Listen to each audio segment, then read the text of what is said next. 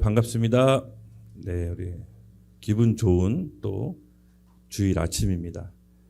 하나님의 임재가 가득한 예배가 되기를 예수님의 이름으로 축복합니다. 네, 오늘 이제 로마서 24번째 시간인데요.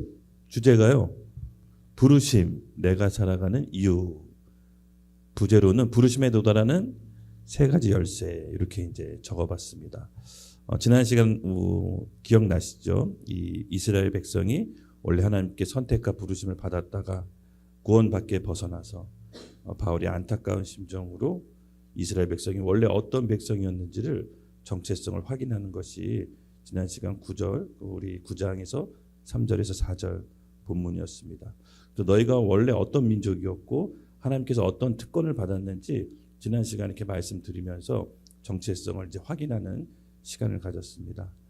개인이든 어떤 교회든 국가든 위기는 항상 정체성의 혼란에서 옵니다. 내가 하나님 안에서 누구인지를 잃어버렸을 때 바로 그 정체성의 위기가 모든 문제의 시작이라고 어저께 금요일에 말씀드렸습니다.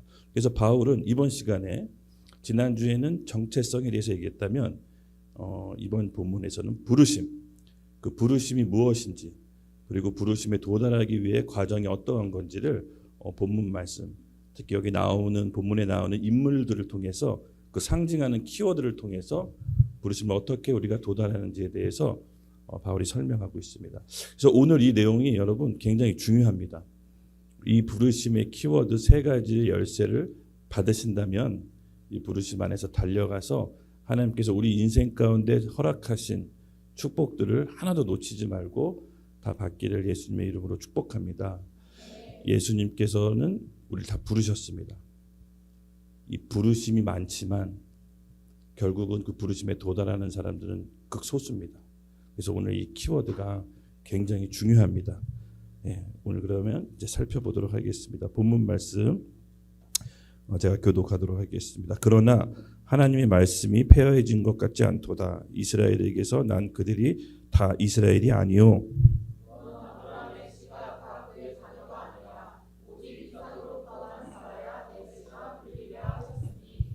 곧 육신의 자녀가 하나님의 자녀가 아니요 오직 약속의 자녀가 씨로 여김을 받느니라.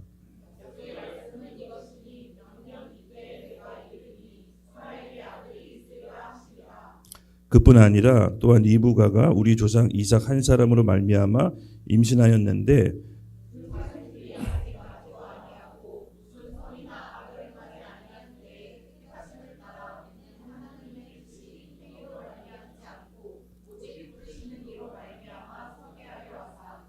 리브가에게 이르시되 큰 자가 어린 자를 섬기리라 하셨나니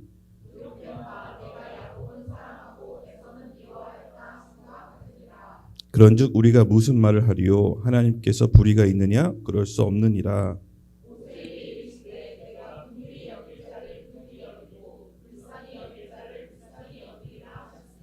그런즉 원하는 자로 말미암도 아니요 다른 박질하는 자로 말미암도 아니요 오직 궁일이 여기시는 하나님으로 말미암이니라.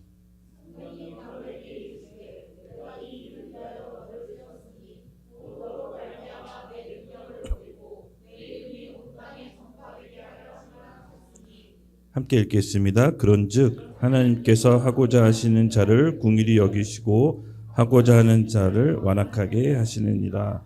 아멘. 네. 오늘 살펴볼 주제 부르심. 네. 여러분 하나님께 다 부르심 받았습니까? 네. 어떤 부르심을 받았습니까? 사람이요 숨 쉰다고 다 살아있는 존재가 아니죠. 하나님의 사람은 하나님의 부르심과 일을 해야 정말 살아있는 존재입니다. 그래서 오늘 이 부르심의 열쇠를 여러분 꼭 가지십시오. 그래서 부르심에 관한 우리 하나님의 각 인물들의 특징을 이제 설명해 드리겠습니다. 근데 부르심의 특징이 하나 있는데요. 이 부르심의 특징은 뭐냐면요. 하나님께서는 개인적으로 콜링하고 그 부르심을 통해서 사람을 선택하지만 그걸 이루는 건 공동체적으로 이룹니다. 개인적인 받은 콜링이 공동체적으로 나타납니다. 이것이 이제 부르심의 특징인데요. 아시다시피 야곱도요. 하나님께서 개인적으로 부르셨지만 이스라엘이라는 국가를 통해서 그 부르심을 이루십니다. 아브라함도 개인적으로 하나님께서 아브라함을 선택하셨지만 민족 단위로 그 부르심을 이루십니다. 베드로도요, 개인적으로 하나님께서 사람 낚는 업으로 선택하셨지만 교회로, 공동체로 그 부르심을 이루십니다. 그래서 우리가 각자 개인이 부르심을 받았다 하더라도 하나님께서 공동체적으로 이루십니다. 그래서 이 부르심의 특징 중에 하나가 공동체에서 이룬다는 겁니다. 그래서 이것은 굉장히 부르심의 비밀인데요. 개인적으로 부르심을 받은 우리 모두가 어쩌면 우리 하나님께서 이 교회에 모이게 한 공동체 안에서 하나 둘씩 활발하게 이루실 줄로 믿습니다. 그래서 오늘 말씀을 제가 이제 설명하겠습니다. 그러나 하나님이 말씀이 폐하진 것 같지 않도다. 이스라엘에서 난 그들이 다 이스라엘이 아니오. 또한 아브라함의 씨가 다 그의 자녀가 아니라 오직 이삭으로부터 난 자라야 내 씨라 불리리라 하셨나니 곧 육신의 자녀가 하나님의 자녀가 아니오 오직 약속의 자녀가 씨로 여김을 받느니라. 약속의 말씀이 이것이니 명년 이때 내가 이르리니 사라에게서 아들이 있으리라 하심이라. 아멘. 네, 여기서 하나님이 말씀이 폐하해진 것 같지 않도다라고 이제 얘기했습니다. 아까 서두에도 얘기했지만 원래 선택받은 이스라엘 민족이 지금 하나님의 구원의 밖에서 벗어났죠. 그래서 이제 바울의 안타까운 심정, 자기 동족이 하나님께 선택받고 지금 구원 밖에 벗어난 거에 대해서 이제 안타까운 마음인데 자기 스스로에게 반문하는 겁니다. 그러면 하나님이 이스라엘 백성 선택하신 그 말씀이 폐하해진 거냐, 잘못된 거냐? 그게 아니라는 겁니다. 하나님께서는 본인이 말씀하신 것들을 이루십니다. 그래서 비록 이스라엘이 지금은 실패한 것처럼 보이지만 사실 하나님의 섭리 안에 있으면 실패는 없는 것입니다. 그래서 우리가 이것을 잘 알아야 되는데 하나님의 말씀을 이루시는 하나님의 방법이 여기서부터 나타납니다. 우리 YDP 우리의 다짐 네 번째 혹시 기억나시나요? 하나님은 선하시다. 우리의 다짐 안에 하나님이 선하시다 있습니다. 여러분 이게 신앙생활하는 데서 너무 중요합니다. 하나님은 선하시다는 믿음, 이것을 이제 하나님을 바라보는 관점 중에 큰 관점 중에 하나인데요. 완전하신 하나님께서 이 불안정한 인간들과 함께 이 땅에 하나님 나라를 이루는 방법인 것입니다. 하나님의 말씀이 우리 인간을 통해서 성취되는데 이 불안정한 인간을 끌고 가는 하나님의 방법이 있습니다. 그래서 우리 인간이 바라보는 하나님에 대한 관점이 뭐냐면요, 하나님은 선하시다라는 관점입니다. 내가 비록 내 상황이 내가 원하는 상황이 아니더라도 내가 어렵고 힘든 고난의 상황이라도 이 하나님을 바라보는 인식론, 하나님은 선하시다는 믿음이 있으면 결국 하나님이 우리를 이끄신다는 겁니다. 그래서 우리가 이 인식론이 굉장히 중요한데요. 우리는 미래를 알 수 없습니다. 그렇죠? 그렇지만 하나님은 우리의 과거, 현재, 미래를 다 전부를 컨트롤하고 계십니다. 이 하나님이 완전하기 때문에 우리 불안정함도 하나님이 선하게 바꾸실 수가 있는 것입니다. 이것이 소망입니다. 네, 여러분 우리가 응답되지 않은 일이 있더라도 크게 낙담할 필요가 없습니다. 당장 내가 원하는 일이 벌어지지 않더라도 여러분 우울해하지 마십시오. 왜냐하면 하나님의 섭리 가운데 우리를 이끌고 계시다는 그 하나님이 선하시다는 믿음만 놓치지 않으면 됩니다. 우리 이사야서 55장에서 8절 말씀 같이 함께 읽도록 하겠습니다. 네, 시작.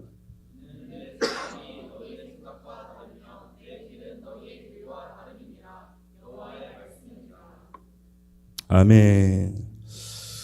우리가 스스로 빠질 수 있는 오류가 있는데요. 하나님은 우리가 이해할 수 있는 범주의 하나님이 아닙니다. 그렇죠?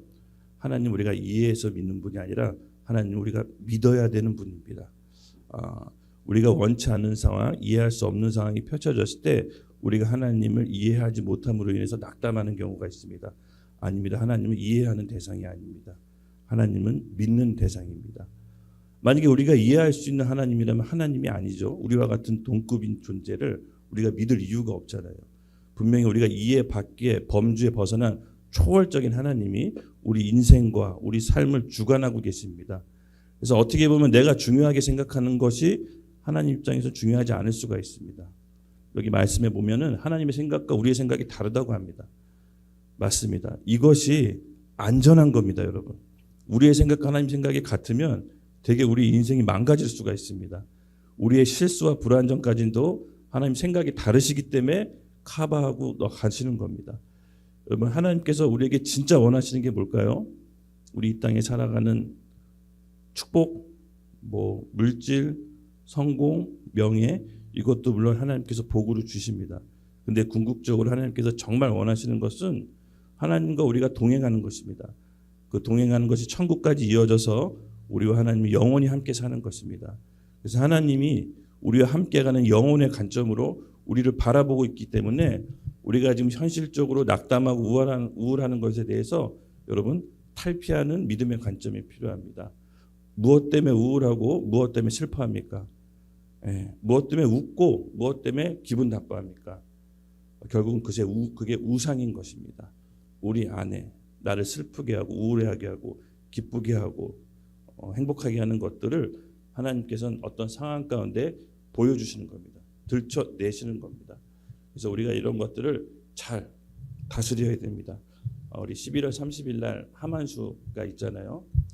지금 하만수 프로그램을 이제 정리하고 있는데 자체롭게 이제 꾸밀 텐데 결국은 우리 안에 하나님이 아닌 것들을 들춰내서 제거하는 작업을 하는 겁니다. 이것이 너무 중요합니다.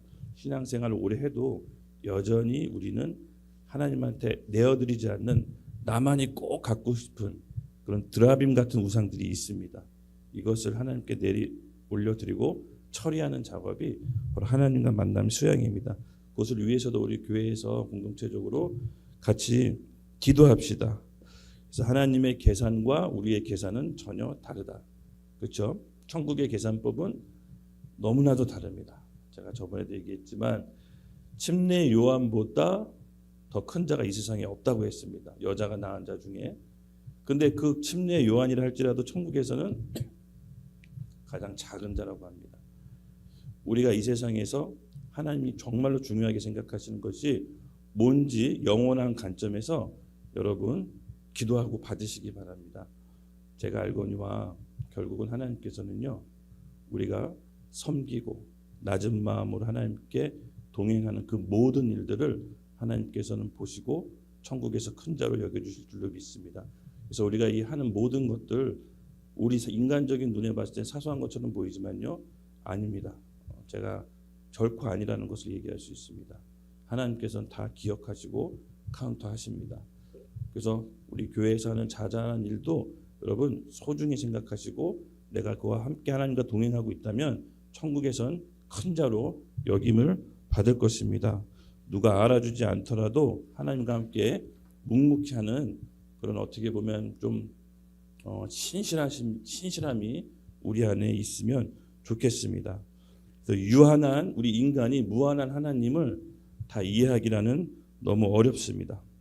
하나님은 우리 생각 초월에 밖에 계신 분, 그 하나님은 이해하는 분이 아니라 우리가 믿는 분이라는 것을 잊지 않기를 예수님의 이름으로 축원드립니다.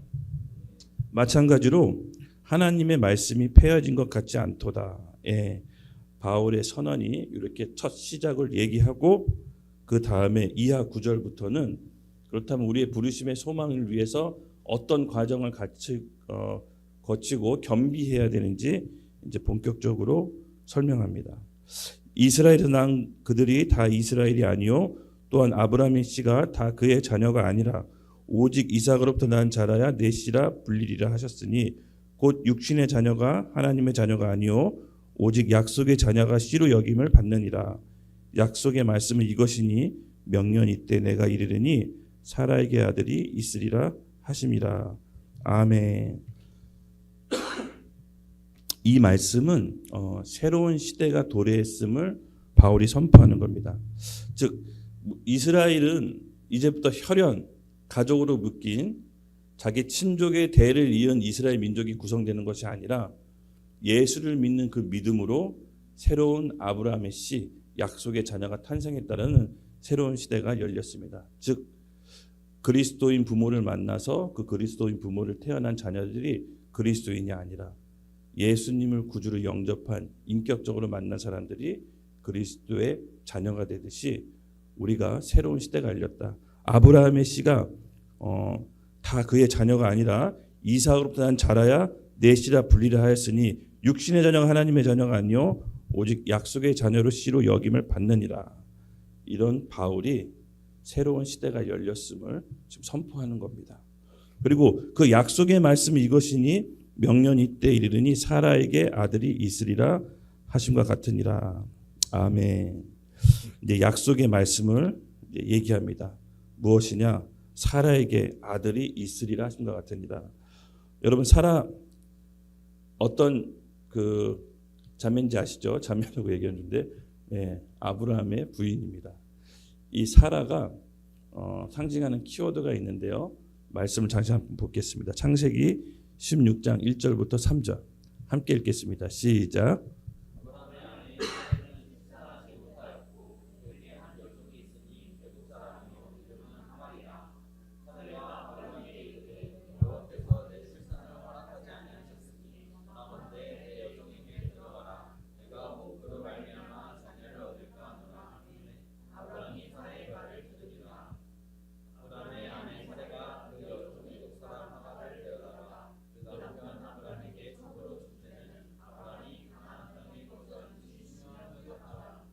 아멘. 아직 사라가 되기 전 사례입니다. 하나님께서 아브라함에게 오셔서 아브라함에게 약속의 자녀 주신다고 약속하셨죠. 근데 어찌된 영문인지 10년이 지나도록 약속의 자녀가 나타나지 않았습니다. 그때 사례가 어떤 생각을 했냐면은 어차피 아브라함을 통해서 자녀만 낳기만 하면 되기 때문에 내가 내 잘못으로 애를 못 낳으면 첩을 두고 아브라함과 함께 동침하기 위해서 자녀를 낳자. 이 뜻은 뭐냐면요. 이스마엘이라는 자녀를 낳잖아요. 그게 뭐냐? 내 힘과 내 노력, 내 의지로 낳은 자녀가 바로 이제 이스마엘을 뜻합니다. 결국은 하나님께서 원하시는 방법은 그게 아니었습니다. 하나님이 부르셨을 때는 하나님이 믿음과 기다림을 요구하십니다. 우리가 하나님의 약속의 말씀을 개인적으로 받잖아요. 또 비전도 받잖아요. 근데 그 비전이 더디 응답되거나 약속의 말씀이 더디 응답됐을 때 우리도 나름대로 이제 꼼수를 씁니다. 우리도 그 부르심에 응답하려고 내 힘과 노력으로 우리 또한 합리화를 합니다. 근데 여기서 잘 주목해서 봐야 될 것은요. 하나님께서 원하시는 것은 믿음의 약속의 말씀을 붙잡고 기다리는 것입니다. 부르심의 특징은 내가 이루려고 하는 것이 아니라 하나님이 이루실 때까지 기다려야 되는 과정이 있는 것입니다. 근데 그 밑에 리브가는 조금 달랐어요. 리브가는 어떤 여자죠? 사라의 며느리, 그렇죠? 이제 이삭 우여곡절 끝에 하나님께서 약속의 자녀 이삭을 우리 아브라함과 사라에게 주십니다. 이스마엘은 자기 힘과 노력으로 낳았던 자식을 뜻한다면 이삭은 하나님의 은혜로 결코 낳을 수 없는 그 나이, 사람이 애를 낳을 수 있는 나이가 있는데 그 나이를 넘어서서 도저히 낳을 수 없는 자녀를 하나님 은혜로 허락하십니다. 그것이 바로 하나님의 부르심의 성취인데 여러분 우리가 이 과정 가운데 어쩌면 있는 걸 수도 있습니다. 그래서 우리가 이 이삭을 낳을 때까지는 기다림의 과정이 꼭 필요합니다. 하나님에 대한 신실함, 하나님의 선하심에 대한 믿음을 꼭 간직하셔야 됩니다. 내 부르심, 하나님께 나에게 주신 부르심은 내가 이루는 것이 아니라 하나님께서 이루실 때까지 기다려야 되는 과정, 믿음과 기다림이 우리에겐 필요합니다. 여기서 이제 리브가의 어떻게 보면 또 사라랑 정반대되는 믿음의 행보가 있는데 10절에서 11절을 제가 읽겠습니다. 그뿐 아니라 또한 리브가 우리 조상 이삭 한 사람으로 말미암아 임신하였는데 그 자식들은 아직 나지도 아니하고 무슨 선이나 악을 행하지 아니한 때에 택하심을 따라 되는 하나님의 뜻이 행위로 말지 않고 오직 부르신 이로 말미암아 서게 하려 하사. 아멘. 네, 맞습니다. 이제부터는 리브가를 통해서 자기 남편 이삭을 통해서 주어지는 하나님의 약속의 말씀을 붙잡습니다. 사실 이제 이 사라가 보여주는 아이콘은 뭐냐면요, 조급함과 불신입니다. 하나님의 약속의 말씀을 받았지만 그것이 이루어지지 않을 때 조급함과 불신으로 다른 선택을 합니다. 하나님께서 원하시는 건 뭐죠? 하가를 통해서 약속의 자녀를 받는 것이 아니라 사라 본인을 통해서 약속의 자녀를 받는다고 누차 얘기했습니다. 우리가 이 실수가 바로 믿음의 여정 가운데 이런 실수를 우리가 종종 하게 됩니다. 여러분 하나님의 말씀의 약속을 받았다면 하나님에 대한 두려움, 조급함, 불신이 아니라 리브가처럼 이삭을 통해서 하나님의 나라가 이루어진다는 믿음으로 기다려야 됩니다. 그 기다림을 통해서 하나님께서 하나님 나라를 이루십니다. 그래서 리브가가 표현하고자 하는 아이콘은 뭐냐면요, 믿음과 기다림. 리브가는 알았습니다. 자기 남편 이삭을 통해서 하나님의 씨, 자녀 야곱이 태어난다는 것을. 그래서 우리가 그 과정 가운데 말씀을 굳게 붙잡고 유지하는 게 우리에겐 필요하고요. 바로 이 첫 번째 열쇠가 믿음과 기다림입니다. 하나님의 부르심에 도달하기 위해서는 말씀을 붙잡는 믿음과 기다림이 우리에겐 꼭 필요합니다. 우리가 이걸 놓치지 않고 달려나가길 예수님의 이름으로 축복합니다. 네, 첫 번째 열쇠였습니다. 어떻게 보면 사단은요, 우리 불안함과 조급함을 교묘하게 타고 들어와서 늘 다른 선택을 하게 됩니다. 다른 선택을 하게끔 조장을 해요. 여러분, 우리가 당장 하나님의 뜻이 이루어지지 않는다고 해서 절대 조급하거나 불안해하지 맙시다. 이 조급함은요, 못된 놈 같아요.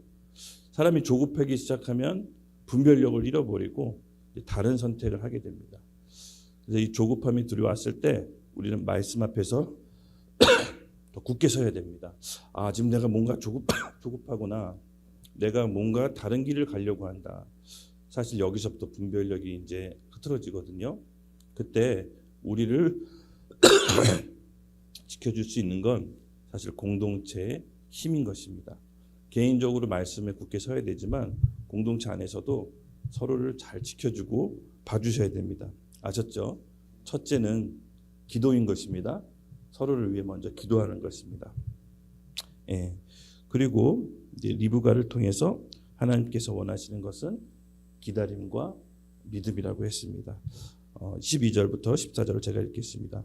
리브가에게 이르시되 큰 자가 어린 자를 섬기리라 하셨나니 기록된 바 내가 야곱은 사랑하고 에서는 미워하였다 하심과 같으니라.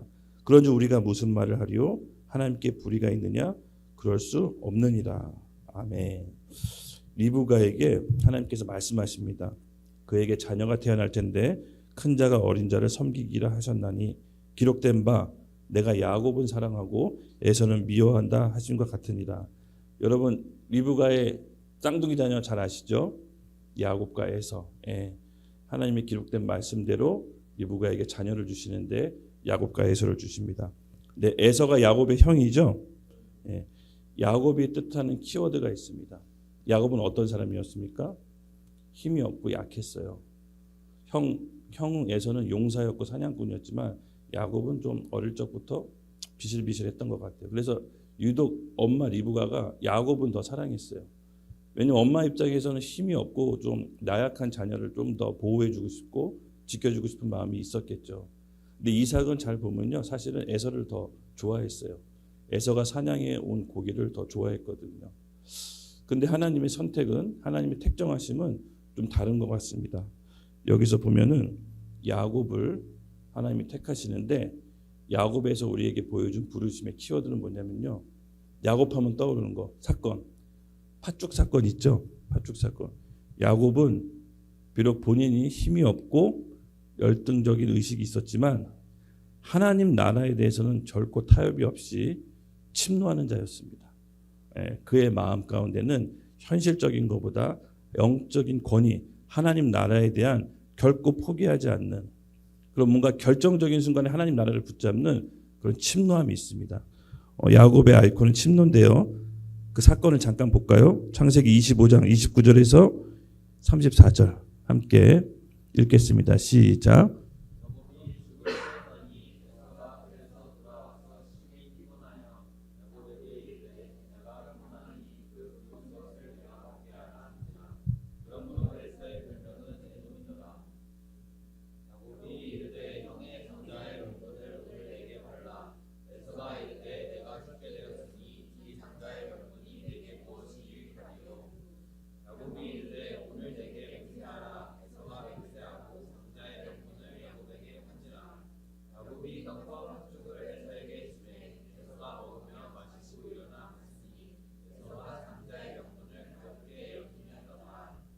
아멘. 네, 유명한 사건입니다.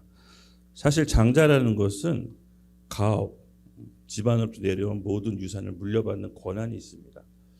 근데 에서가 사냥하고 돌아와서 본인이 당장 배고픈데 그 장자권, 그렇죠?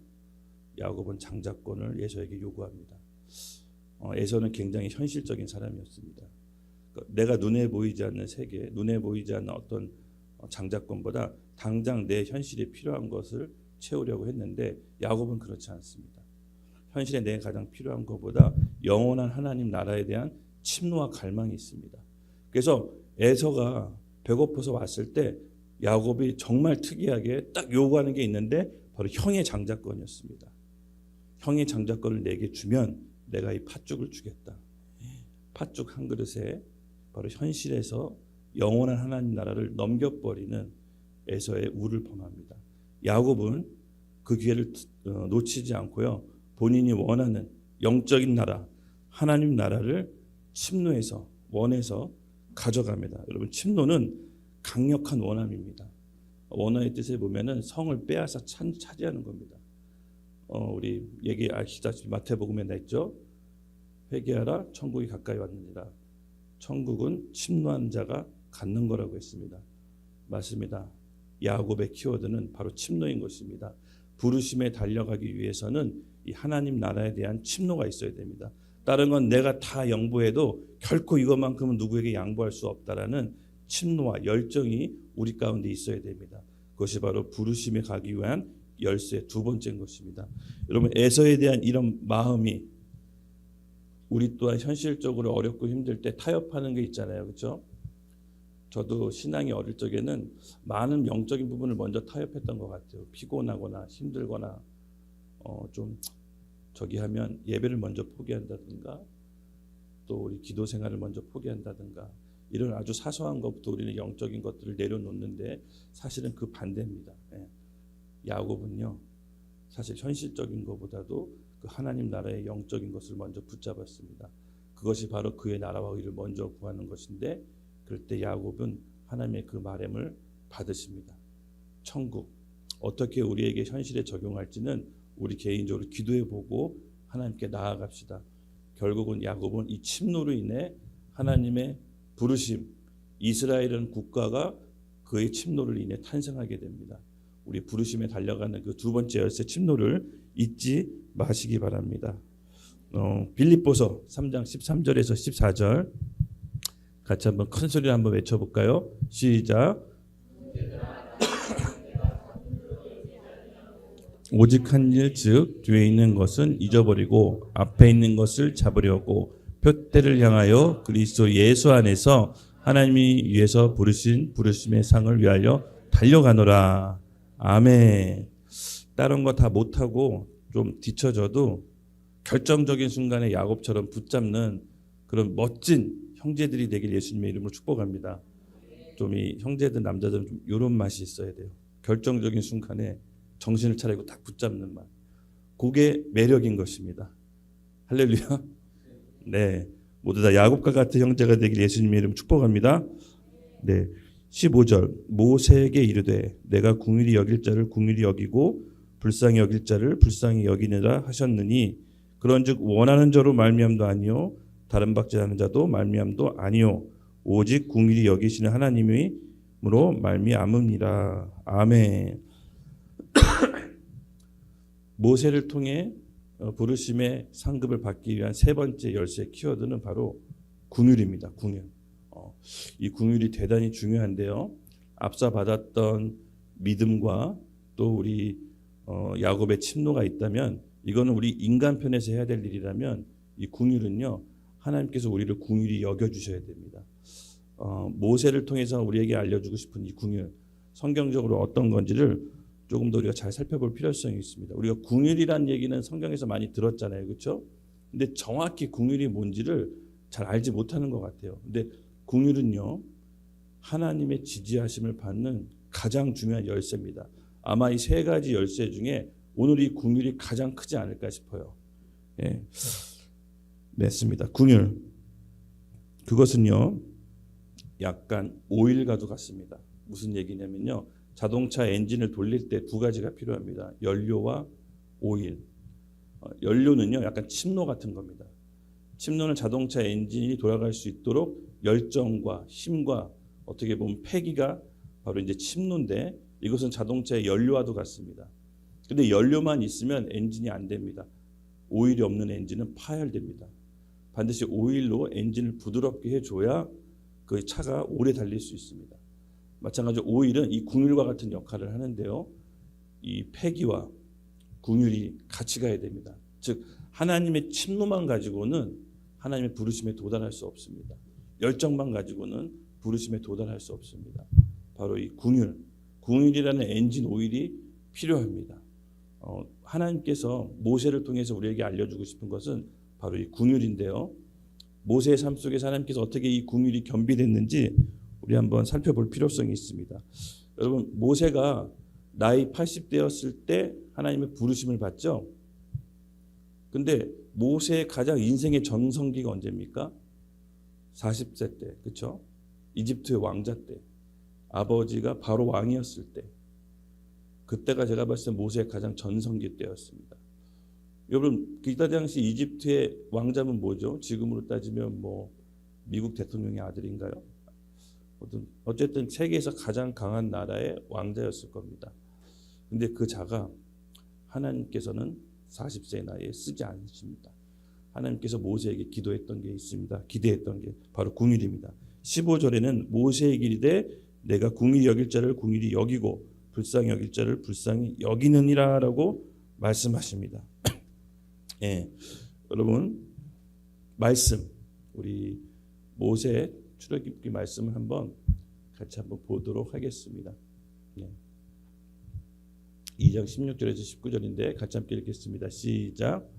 미디안 사장에 7딸이 있었더니 그들이 와서 물을 들어 그에 채우고 그들의 아버지의 양떼에게 먹이려 하는데 목자들이 와서 그들을 쫓는지라 모세가 일어나 그들을 도와 그 양떼에게 먹이니라. 그들이 그들의 아버지 루엘에게 이를 때 아버지가 이르되 너희가 오늘은 어찌하여 이같이 속히 돌아왔느냐. 그들이 이르되 한 애굽 사람이 우리를 목자들의 손에서 건져내고 우리를 위하여 물을 길러 양떼에게 먹였나니라. 아멘. 여러분, 이 말씀 구절을 보면서 어떤 생각이 드세요? 이 80대 노인인 모세에게 나타난 변화인데요. 아시다시피 40대 모세 때는요, 자기 동족이 이스라엘 백성이 이집트에 노예 생활했을 때 참지 못했습니다. 그의 마음은 혈기와 분노로 가득 찼죠. 그래서 괴롭히는 애굽 사람을 때려 죽였어요. 뭐 이집트 왕자니까 사람 하나 죽이는 건 뭐 일도 아니겠죠. 죽이고 어떻게 합니까? 모래에 파묻습니다. 그리고 나중에 발각이 돼요. 그래서 그 아버지 바로가 격노합니다. 그래서 이제 모세를 죽이겠다고 찾는데 모세가 그 사건으로 광야에 도망칩니다.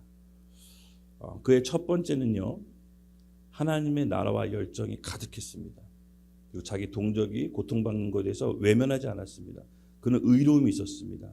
그는 정의로움이 있었습니다. 하지만 그거 갖고는 하나님께서 쓰실 수가 없었습니다. 반드시 하나님께서 겸비되어야 될 것이 있는데 바로 궁일이 여기는 마음입니다. 오늘 이 사건 보시면요, 이제 바로에 쫓겨서 모세가 광야에서 도망가죠.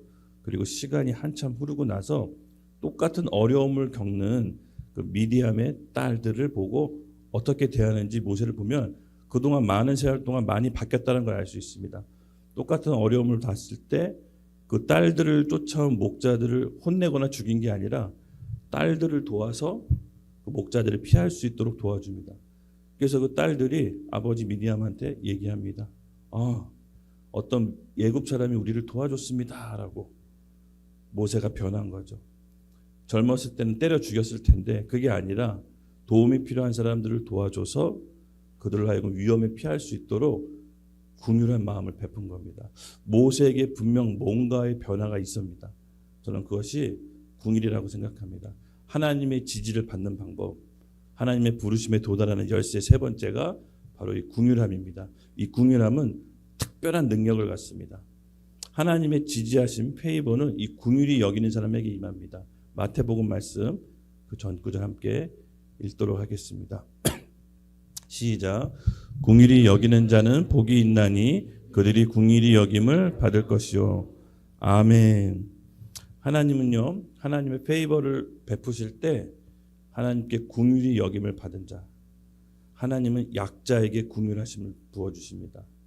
이 반드시 궁일함은요, 여러분 우리가 하나님께 꼭 받아야 됩니다. 이 궁일함의 바로 열쇠는 내가 누군가에게 궁일이 베풀 수 있는 마음의 준비가 되어 있어야 됩니다.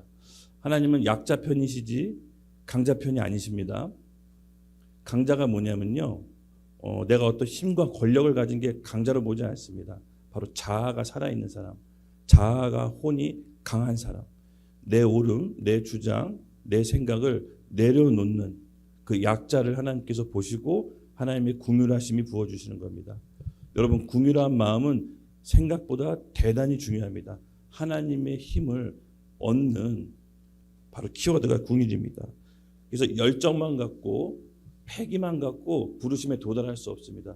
바로 이 오일과 같은 궁휼한 마음을 여러분 받으셔야 됩니다. 그래서 하나님께서 이 궁휼함을 통해서 부르심의 소망을 끝까지 갈 수 있도록 우리를 이끄시는 겁니다. 오늘 예수님의 우리 제자로서 우리 교회에서 하나님의 부르심의 소망으로 공동체 안에서 이루실 일들을 저는 기대하는데 결코 이 부르심을 놓치지 마십시오. 어떻게 보면 침노보다 더 중요해요. 침노보다 더 중요할 수 있습니다. 하나님께서 궁휼함을 통해서 페이버를 우리에게 부어주십니다. 앞서서 말했지만 믿음과 어떻게 보면 침노는 우리 편에서 할 수 있는 거지만 궁휼은 하나님께 받아내야 돼요. 그 키워드는 우리가 다른 사람에게 궁휼히 여길 때 하나님께서 우리를 궁휼히 여겨주시는 겁니다. 그래서 과정이 필요해요. 사람은 단번에 첫 술에 잘 되면 다른 사람을 궁휼히 여기기가 굉장히 어렵습니다. 어떤 모세와 같은, 모세가 가장 인생의 정성기 때 화려하고 용모가 잘생기고 누가 보더라도 쓰임 받을 때는 하나님이 쓰시지 않습니다. 광야를 통해서 그의 마음 가운데 궁휼한 여김을 받을 때까지 하나님이 기다리시고 그 미디암의 우물 사건을 통해서 이젠 준비가 됐구나 라고 여기시고 80세 먹은 노인을 불러다가 너의 진짜 부르심이 뭔지를 사명을 주십니다. 그때 모세가 계속 거부해요. 이미 80 먹은 노인이라 열정도 없고 힘도 없고, 제가 봤을 때 사람들의 기억 속에서 모세는 잊혀진 지도자였을 거예요. 그런데 하나님은 그때가 가장 쓰기에 적당하기로 보신 겁니다. 그렇죠? 말도 어눌해서 잘 못했다고 합니다. 그래서 버벅거려 가지고 하나님이 네 형 아론을 붙여줄 테니까 바로한테 가서 네 백성을 끌어내라. 그러니까 이미 사람으로 봤을 때는 정상적으로 쓸 수 있는 사람이 아닐 수도 있어요. 80 먹은 노인네를 누가 정치 지도자로 씁니까? 그렇죠? 근데 하나님께서는 보는 눈이 달랐습니다. 궁일이 여길 수 있는 그 마음이 준비됐을 때 하나님은 쓰시는 겁니다. 그래서 궁일은 성경적 의미로 헬라어로 엘레오스인데요. 상대방의 고통이나 아픔을 깊이 공감하고 그에게 무한한 자비와 사랑을 베풀어 줄 수 있는 능력입니다. 이 능력은 하루아침에 겸비되지 않습니다. 우리가 오늘 하나님께 이 궁휼함을 구합시다. 인생 가운데 하나님 우리에게 궁휼함을 베풀어 주시고 타인을 위해 궁휼한 마음이 열릴 때 하나님의 부르심의 소망으로 이끌 수 있는 세 번째 열쇠가 제리라고 믿습니다. 우리 안에 있는 자기중심적인 사고, 그리고 내게 옳음, 내 주장하는 것들을 하나님 앞에서 꺾읍시다. 하나님 우리에게 가장 좋고 가장 값진 것을 우리에게 주시는 하나님이라는 걸 우리가 잊지 맙시다. 네, 우리 찬양 나오시고 이제 마지막 결론에 도달할 텐데요. 맞습니다. 오늘의 결론, 하나님의 부르심에 도달하기 위한 세 가지 열쇠. 리브가를 통해서 믿음과 기다림, 그렇죠? 야곱을 통해서는 침노, 하나님 나라에 대해서는 결코 포기할 수 없는, 누구에게도 양보할 수 없는 그 열정과 침노가 우리 안에 있어야 되고요. 세 번째 키워드는 모세를 통한 궁휼하심.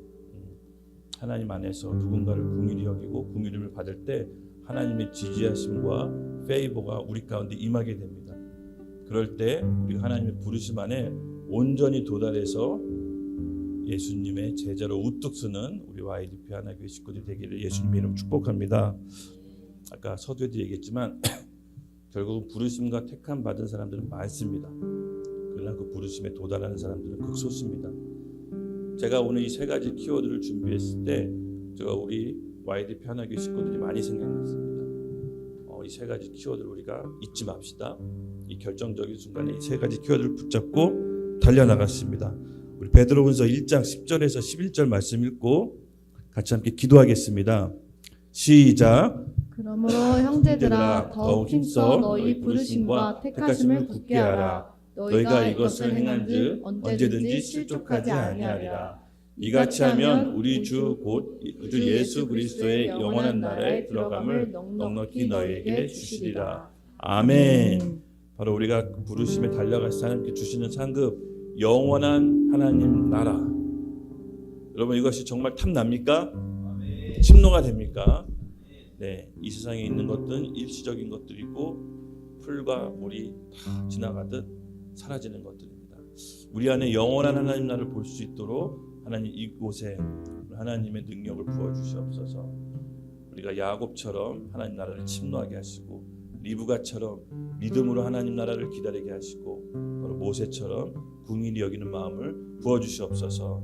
우리 같이 함께 찬양하며 주여 외치고 이 세 가지 열쇠를 오늘 우리에게 부어달라고 하나님께 간곡히 원하며 기도하겠습니다. 주여 주여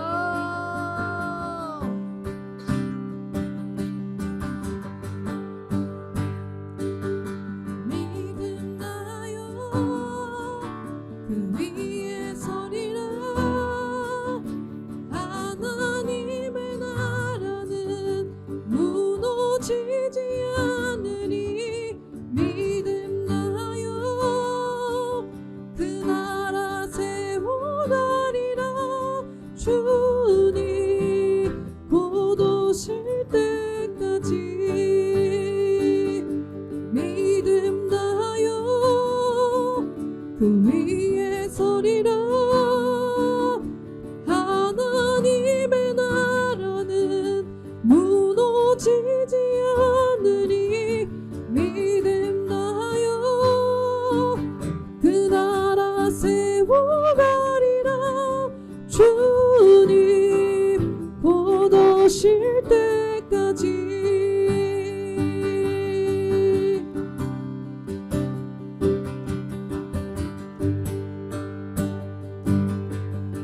주님이 맡기신 하나님 나라 믿음의 눈으로 바라보리라 하늘의 뜻이 이 땅 가운데 완성될 그날까지 믿음 나요 그 위에 서리라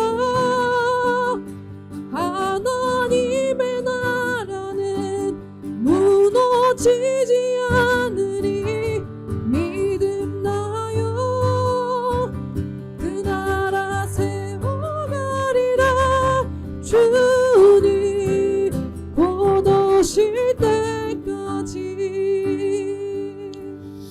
내가 이 일을 위하여 너를 세웠으니 곧 너로 말미암아 내 능력을 보이고 내 이름이 온 땅에 전파되게 하려 함이라 하셨으니 그런즉 하나님께서 하고자 하시는 자를 궁일이 여기시고 하고자 하는 자를 완악하게 하시느니라.